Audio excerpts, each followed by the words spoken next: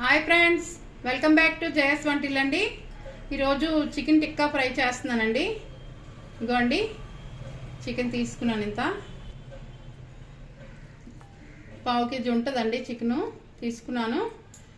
కావాల్సిన పదార్థాలండి: చికెన్ పావు అండి, పెరుగండి ఒక 2 స్పూన్లు, సాల్ట్ 1 స్పూన్ అండి,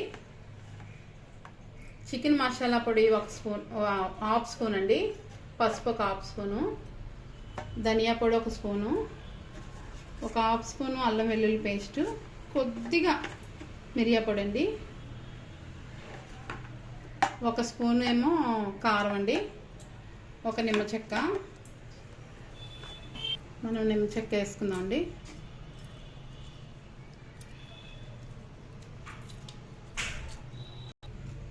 నిమ్మ చెక్క వేసామండి. సాల్ట్ వేస్తున్నాను 1 స్పూను. మన పసుపును చికెన్ మసాలా వేస్తున్నానండి.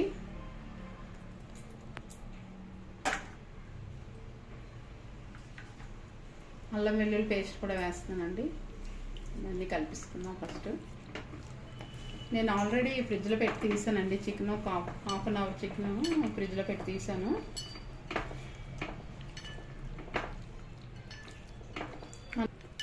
మనకి ఇదంతా కలిపిసాక కొద్ది వాటర్ వస్తుందండి. కొద్దిసేపు పక్కన పెడదాం, 10 నిమిషాలు పక్కన పెట్టాక అప్పుడు మళ్ళీ మిగతా వేసుకుందాం, కలుపుకోవచ్చండి. మనం వాటర్ అంతా ముక్కలు ఒకటి తీసుకొని మళ్ళీ కలుపుకుందాం అండి. మనం 10 నిమిషాలు మ్యాగ్నేట్ చేసామండి. వాటర్ వచ్చింది. మనం పీసెస్ ఒకటి ఇందులో వేసుకుందాం. వాటర్ వదిలేసి చూసారా మనకి వాటర్ ఎలా వచ్చిందో. పక్కన పెట్టేసుకుందాం.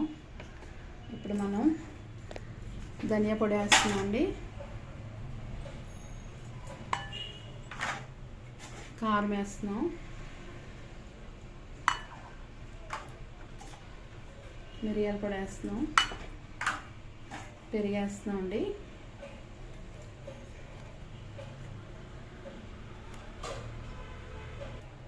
మొత్తం కలిపిసుకుందాం అండి.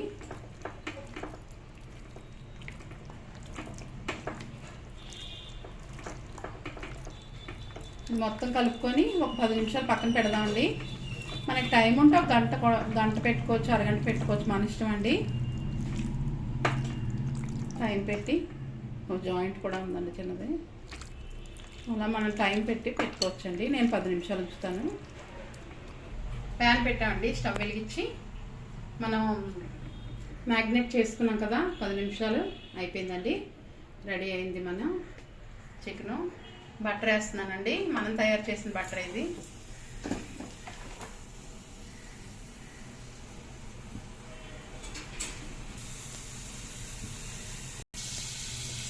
మన బటర్ కరుగుతుందండి, కరిగిపోయింది.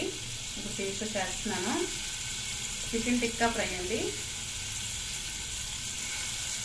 హై ఫ్లేమ్లోనే పెట్టామండి. మనం ఇలా పీస్ ఒక్కొక్కటి వేయాలండి, మనకి విడివిడిగా రావాలి కదా.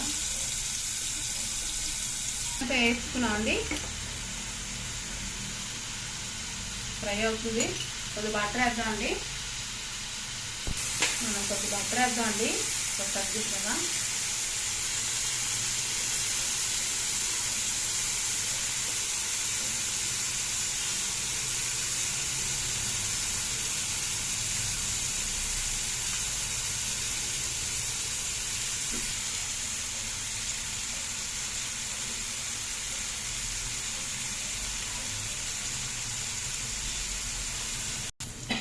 మనం తిరిగేద్దామండి.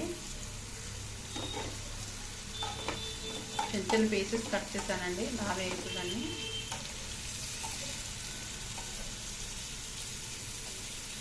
ఇలా అన్నీ తిరిగేసుకోవడం అండి. ఇంకే వేగుతున్నాయండి, చూసారా.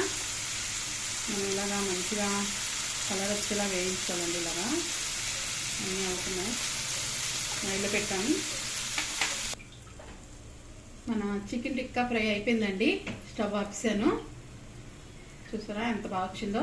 ముక్క మెత్తబడాలండి, ఎప్పుడూను ముక్కను చూడాలి ఎలాగని.